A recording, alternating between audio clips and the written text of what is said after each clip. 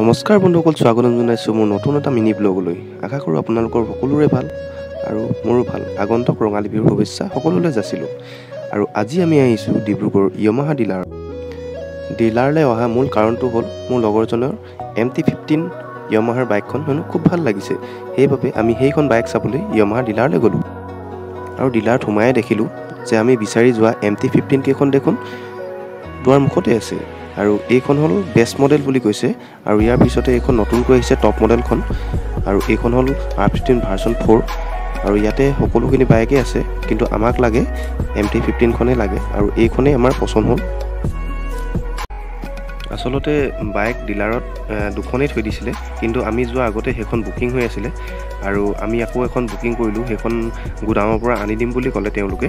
আৰু আমি সেই নতুন টপ মডেলখনকেই বুকিং কৰিলে। যিহেতু আমি চাবলৈহে গৈছিলোঁ, লওঁ বুলি ভবা নাছিলোঁ, কিন্তু লগৰটোৱে ক'লে যে লৈয়ে যাওঁ যি নহওক। আমি ডাউন পে'মেণ্ট দি কেনে সেইখন বুকিং কৰি ল'লোঁ আৰু লৈ আহিম বুলি। আৰু ডিলাৰতে য়ামাহা টি চাৰ্ট আছে, ৰাইডিং জেকেট আছে। মই তাক ক'লোঁ ৰাইডিং জেকেট এটা লৈ লওঁ। আৰু এই জেকেটকেইটাৰ প্ৰাইচ 5000ৰ পৰা ষ্টাৰ্ট আছে। আৰু টি চাৰ্টবিলাকৰ প্ৰাইচটো মই নাই চোৱা। আৰু এইফালে আছে সকলোখিনি স্কুটি য়ামাহাৰ। যিহেতু য়ামাহাৰ স্কুটিবিলাক চলাবলৈ ভালো লাগে বহুত। আৰু এইখন হ'ল V4। প্ৰাইচটো কিমান মই সেই নুসুধিলোঁ, কাৰণ আমাক অকল MT-খন লাগে বুলি চাবলৈ গৈছিলোঁ। তো আমি ভাবিলোঁ আজিয়ে লৈ যাওঁ। আচলতে য়ামাহাৰ MT-15 বাইকখন এইবাৰ খুব চেল হৈছে। সেইবাবে ডিলাৰত সৰহকৈ আনি থৈছে বুলি গম পাওঁ, নহ'লেতো বাইক বুকিং কৰিবইলগীয়া হয়। আৰু আমি গৈ পাওঁতে আছিলে দুখন, আৰু এতিয়া এইখন এখনো বুকিং হ'ল, তেওঁলোকে নিব। আৰু আমাৰ যোনখন আনিব দিছোঁ সেইখন আনি তেওঁলোকে ৱাশ্বিং কৰি আছে। আৰু এইখনেই ছেম টু ছেম হয়, এখন টপ মডেল হয়। আৰু এইখন কেছত ল'লে আপুনি 2 লাখৰ ভিতৰত মানে পাই যাব।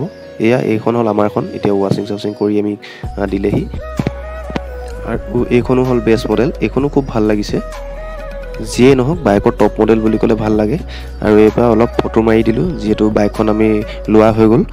আৰু ফাইনেন্স কৰি আমাৰ 2,24,000 হ'লগৈ। আৰু আমি এতিয়া বাইক লোৱা হৈ গ'ল যিহেতু, আৰু এতিয়া আমি অফিচলৈ বুলি ৰাওনা হ'ম। আৰু পাৰ্টিটো কৰিবই লাগিব যিহেতু, সেইকাৰণে বাহিৰে পাৰ্টিটো কৰিম। আজি ভিডিঅ'টো কেনেকুৱা লাগিলে আপোনালোকে জনাব। যদি ভাল লাগিলে লাইক এণ্ড শ্বেয়াৰ কৰিব প্লিজ।